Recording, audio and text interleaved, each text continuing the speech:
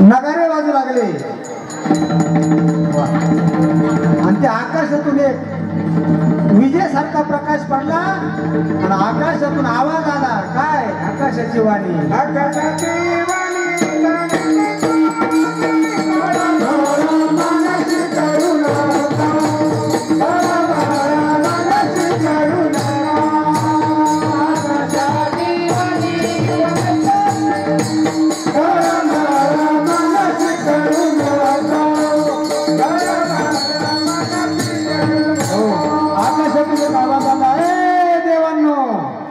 हे पृथ्वी माता, आता घाबरू नका.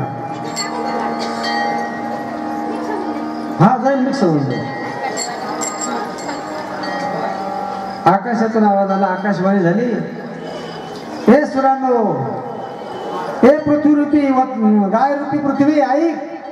आता तुम्ही घाबरू नका, तळमळ मानसी करू नका. आता तुम्ही तळमळ करू नका. का? मी आता अवताराला येतोय माझ्या लक्ष्मीसह, माझ्या आजी मायासह मी अवताराला येतोय आता तुमच्या रक्षणा करता. मी येतो कुठं? देवकीच्या गर्भात येईल भगवान. मी देवकीच्या गर्भात येईल, सगळ्या गायी ब्राह्मणांचं भक्तांचं रक्षण करील. आता चिंता करू नका. मग सगळ्यांची चिंता निवारण झाली, सगळे आनंदी झाले आणि आपापल्या स्वस्थळाला निघून गेले. आणि देवाने त्याच्या मिटिंगा चालू केल्या. सगळ्या देवांना बोलवलं. या रे बाबा, सगळे देवांनो या इकडं. लक्ष्मीला सांगितलं, लक्ष्मी हे तू पण. मग तिथं भगवान विष्णू परमात्मा बसलेले आहेत. जगतजननी जगन्माता महालक्ष्मी तिथं बसलेली आहे. सगळे देव तिथं आलेले आहेत. सगळं होईल, घाबरू नका. सगळे गाणे होते, सगळे देव तिथं आलेत. आणि भगवंतानं सगळ्यांना सांगितलं, हे देवांनो, आता तुम्ही खूप माझ्याबरोबर जन्म घेतले, माझ्याबरोबर तुम्ही खूप जन्माला आले, खूप दुःख सहन केले रे तुम्ही. मी जेव्हा माशाच्या अवतारात आलो तेव्हा तुम्ही मासे होऊन माझ्याबरोबर खेळला. मी ज्या वेळेला राम म्हणून जन्माला आलो, अरे तुम्ही सगळे वानर होते ना तेव्हा. अरे माझा लक्ष्मण माझ्याकरता कंदमुळं आणायचा, फळं आणायचा. अरे मी कंदमुळं आणि फळं खायचो. का रे? तुम्ही सगळे झाडाचा पाला खायचे आहे ना. अरे माझा लक्ष्मण मला गवताचं आसन बनवायचा, मी त्या गवतावरती झोपायचो आणि तुम्ही माझे सगळे वानर झाडावरती फांद्यांवरती झोपायचे ना. मी रात्रभर झोपायचो आणि तुम्ही माझे वानर रात्रभर जागे राहायचे ना.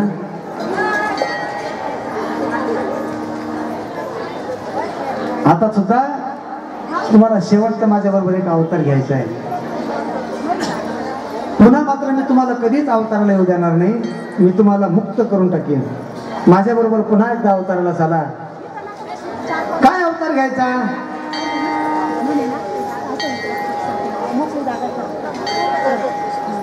हा बघा, थोडं इकडं सरकून घेऊ आपण. याला काय अडचण नाही, आपलं सरकून घेता येईल. अजून काही नाही, थोडा 5-10 मिनिट.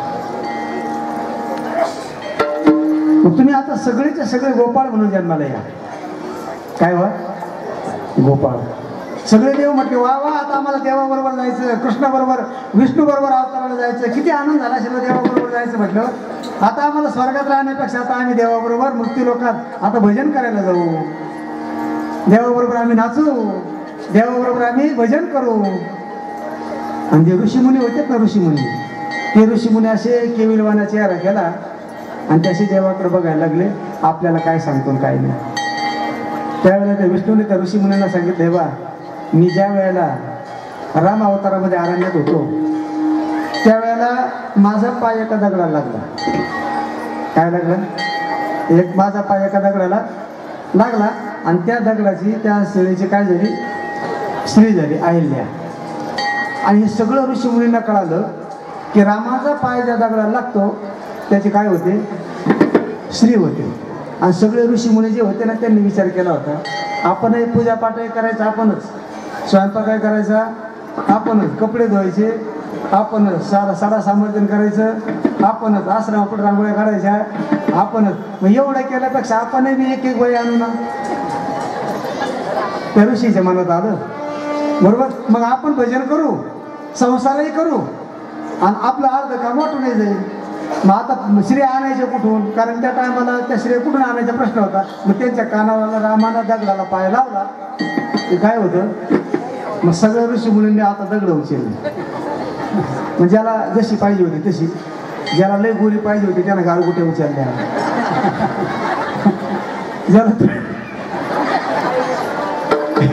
ज्याला जरा सावळी पाहिजे होती त्यानं मग असं भांड्या बाळा दगड उचलला, ज्याला बारीक पाहिजे होती त्यानं असा लहान दगड घेतला.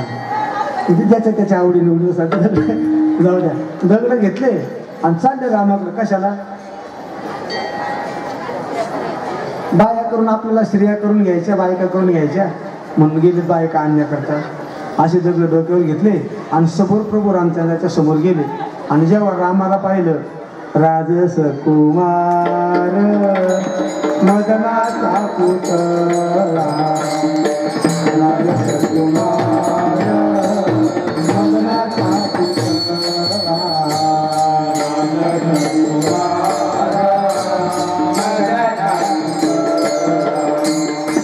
राजस कुमार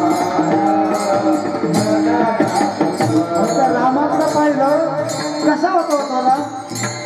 राजस होता, सुकुमार होता, मदनाचा पुतळा होता.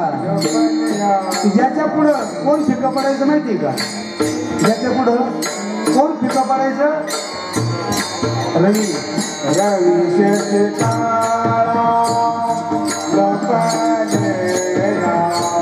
कस्तुरी मळवण, कस्तुरी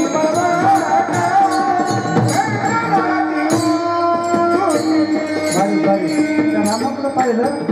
इतका सुंदर राम. रवी म्हणजे सूर्य आणि शशी म्हणजे चंद्र. हे चंद्र आणि सूर्य सुद्धा त्याच्या पुढे फिके दिसायला लागले. इतका राम सुंदर आहे. आणि डोक्यावर दगड घेऊन मुळे आले आणि त्यांनी त्या रामाकडे पाहिलं, पाहतच राहिले, नुसते टक लावून पाहत राहिले. जाग्यावर पापणी हालना आणि हालचालही करेना, कारण राम पाहिलं ना.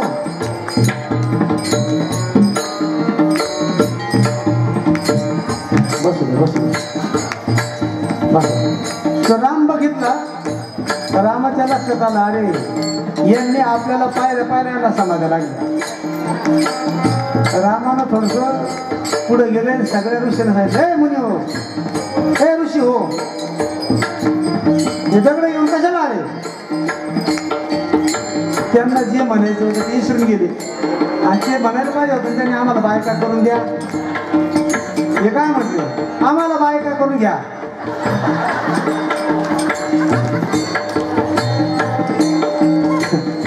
प्रभू रामचंद्र म्हटले, आता एवढ्या कशा सांभाळू? पण ठीक आहे, तुम्हाला बायका व्हायच्या ना, मग आता एक काम करा, या जन्मात ते शक्य नाही, पण पुढच्या वेळेला मी द्वापार युगात कृष्ण म्हणून अवताराला येईल आणि त्या वेळेला तुम्ही गोपिका म्हणून या आणि मग मी तुम्हाला माझ्या जवळ घेईन. ऐका आता. मग त्या ऋषींना सांगितलं, तुम्ही सगळ्याच्या सगळ्या गोपिका म्हणून जन्माला जा. देवांना सांगितलं, तुम्ही गोपाळ म्हणून जन्माला जा. लक्ष्मी मातेला सांगितलं, तू एक काम कर, आता रुक्मिणी म्हणून जन्माला अवताराला कौंडण्यपुराला जाय. रुक्मिणी म्हटलं, ठीक आहे तुम्ही म्हणशाल ते. मग रुक्मिणी आई साहेब कौंडण्यपुराला लक्ष्मी रुक्मिणीच्या रूपानं आली. आणि इकडं भगवान परमात्म्यानं शेषाला बोललं, शेषा चाल. म्हटलं काय? आता आपल्याला अवतार घ्यायचा अजून एक. शेष म्हटला, नको रे बाबा तुझ्या बरोबर, तू जाणे बसा, तुझं अवतार जाणे आणि तुझं काम जाणे, मी बरं आहे आपल्या इथलं येतं. म्हटलं का बरं? मागच्या जन्मामध्ये अवतार घे म्हटलं, मी लक्ष्मण झालो. अरे 14 वर्ष तू खाटपेत होता, मला उपाशी मारलं. अनुवाने पायाने फिरायला लावायचा, रातभर उभा, आता नको म्हटले. बरोबर. आणि मग भगवंतानं सांगितलं, आता तू मागच्या वेळेला लहान भाऊ होता, मी तुला आज्ञा सांगायचो, काम सांगायचं, तू ऐकायचा. आता आपण उलट करू. तू आहे मोठा भाऊ, मी होतो लहान, आणि आता तू मला सांगायचं मी तुझे काम ऐकल. मग तर झालं ना. मग शेष म्हटलं, हा मग चाललं. मग म्हटलं तू एक काम कर, आता बलराम दादा म्हणून अवतारला यायचं तो. मग ठरलं. आणि तो दिवसही निवडला, महिना निवडला. कोणता महिना? श्रावण महिन्यामध्ये आपल्याला अवतारला यायचंय. आणि त्याच वेळेला या पृथ्वीवर जो कंस मातला होता त्या कंसाची एक सावत्र बहीण होती. तिचं नाव होतं देवकी. त्या देवकीचा विवाह ठरवला वसुदेव नावाच्या एका सुशील अशा राजाबरोबर. वसुदेव आणि देवकीचा विवाह झाला. मोठ्या आनंदामध्ये विवाह सोहळा पार पडला. आणि आपल्या बहिणीला आपण आपल्या हातानं तिच्या शास्त्री पोहोच करण्याकरता त्या डोली घेतली, रथ जुंपला आणि तो कंस तिला पोहोचवण्याकरता निघाला. तेवढ्यात आकाशाची वल्ली झाली. हे कंसा, अरे जिला तू मोठ्या आनंदामध्ये नांदायला घेऊन चालला पाठवतोय ना, ऐक, हिच्या पोटी जन्माला येणारा 8वा मुलगा तुझा काळ म्हणून जन्माला येईल आणि तो तुला मारेल. एवढं ऐकलं आणि कंसाला टक्कन घाम आला. अरे हिच्या पोटी जन्माला येणारा 8वा मुलगा मला मारणार आहे, मग याच्यापेक्षा हिलाच मारून टाकू ना. म्हणजे हिच्या पोटी कोणी जन्माला येणार. शहाणा होता तो. हिला मारलं म्हणजे कटकट आणि घेतलं खडक तलवार काढून मारायला लावला. तेवढ्यात वसुदेवाला हात धरला. वसुदेव म्हटलं, हे कंस काय करतो? अरे तिच्या पोटी तुमच्यापासून येणारा 8वा मुलगा मला मारणार आहे, मी हिला मारणार आहे. हिच्यापासून येणारा तुला मारणार आहे ना. हिच्या पण काय तर त्रास आहे. आणि हिला जर मारलं तर तुला श्री हत्येचं पाप लागलं. आणि एकदा श्री हत्येचं पातक जर लागलं तर त्याला प्रायश्चित्त नाही, त्याला नरकातच जावं लागतं. ज्याने श्री हत्या घडवली त्याला रव रव कुंभ पाक नावाच्या नरकात जावं लागतं. एवढं पाप कशाला करतो? मग हिच्यापासून जन्माला आलेले मुलगा आम्ही तुमच्या ताब्यात देऊ, तुम्हाला काय करायचं ते करा. दोघांचं ठरलं. मग त्याला रथ पाठीमाग आणला आणि त्या आपल्या बंदी खाण्यामध्ये दोघांना बंदिस्त केलं. त्यांना खाणं पिणं सगळं पुरवायचं. आणि बघता बघता बघता बघता बघता बघता पहिला मुलगा झाला. कंसाला कळालं, आला, मुलगा पकडलं, गरगर गरगर गरगर फिरवलं, दगडावर आपटलं. जसा भाताचा मुटकुळा घ्यावा, दगडावर फेकून मारावा, त्याचे जसे तुकडे आजूबाजूला पडतात अशा त्या लहान लेकराचे तुकडे, मांसाचे तुकडे इकडे इकडे पडू लागले. देवकी आपल्या डोळ्यानं बघायची, हमसून तुमसून रडायची. पण काय करणार आहे? भोगले ते फळ ते काचे. चुकणार आहे ते. 1 2 3 4 5 6 मुलं मारली. 6 आई मारी दुराचारी. आणि आता मात्र बलराम दादाला सांगितलं, जा आता तुम्ही पुढं. बलराम दादा देवकीच्या गर्भामध्ये आले. भगवान परमात्म्यानं आधी मायेला हाक मारले, जगदंबेला, आई आता तूच रक्षण कर आमचं, तुझ्याशिवाय आता आम्हाला तारणारा कोणीच नाही. म्हणून ये ग विठाबाई.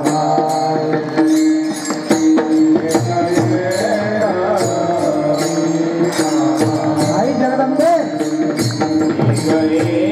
जगदंबा, आता ये आम्हाला तारण्याकरता. तेवढ्यामध्ये ती जगदंबा अनादी निर्गुण असणारी महाकाली, महालक्ष्मी, महासरस्वती आई जगदंबा प्रगट झाली. प्रभू काय आज्ञा आहे? एकच आज्ञा आहे, एकच माझं काम करा. आई देवकीच्या गर्भामध्ये आता जो गर्भ आहे देवकीच्या उदरी, तो गर्भ काढा. आणि माझी दुसरी माता आहे, तिचं नाव रोहिणी.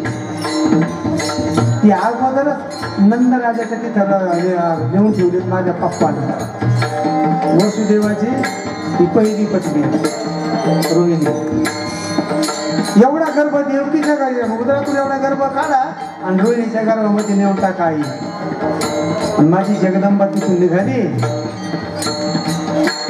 देवकीच्या पोटातला गर्भ काढला आणि रोहिणी उदरी नेऊन ठेला. हे काम तेव्हा चालत होतं बरं का, आताच नाही म्हणत हे असं झालं तसं झालं. हे सगळं पुराणात आहे. हे आत्ताच निघालं बरं का.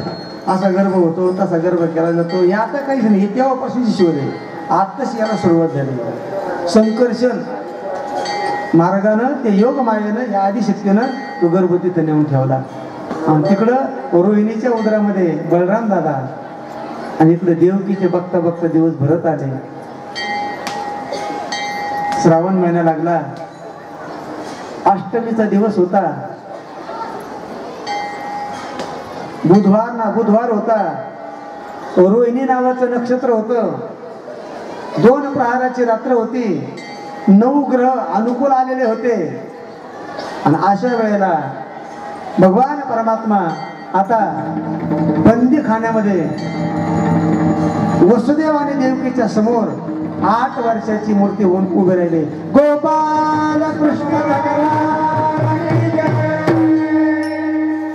देवकी मातेनं बघितलं, प्रभू एवढा मी त्रास, एवढं दुःख सहन केलं, एवढंच करता का रे दादा माझ्या समोर येऊन उभा राहिला? अरे मला मातृसुख दे ना.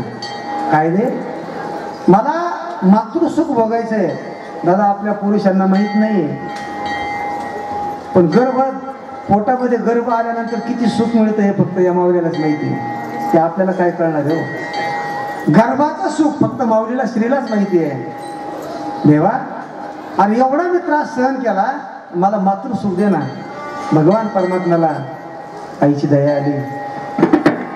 बारीक रूप घेतलं आणि देवकीच्या नाकात प्रवेश केला. कुठून? नाकातून प्रवेश केला आणि गर्भामध्ये जाऊन थांबले. भगवान परमात्मा गर्भात जाऊन थांबले आणि लगेच गर्भातून त्या ठिकाणी भगवंताचं प्रागट्य झालं. झाल्याबरोबर दोघांना आनंद झाला. वसुदेव देवकी नाचू लागले. नाचता नाचता वसुदेवजी देवकीला म्हणतात, अगं किती नाचतेस, किती नाचतेस, किती वेळ नाचणार आहे आपण? जनी कंसा शिकळेल, जनी कंसा शिकळे. झालं का नाही? वसुदेव गेला का? वसुदेव माझ्या बाळा शिवाजी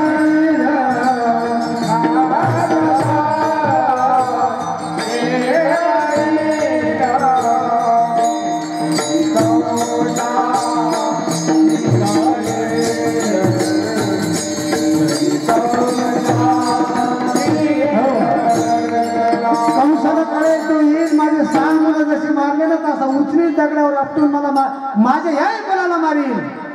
आणि लगेच दोघं हमसून दुमसून रडायला लागले. आणि तेवढ्यामध्ये त्या मुलानं सांगितलं, बाबा आई आता रडू नका, फक्त एकच काम करा, नंदाच्या घरा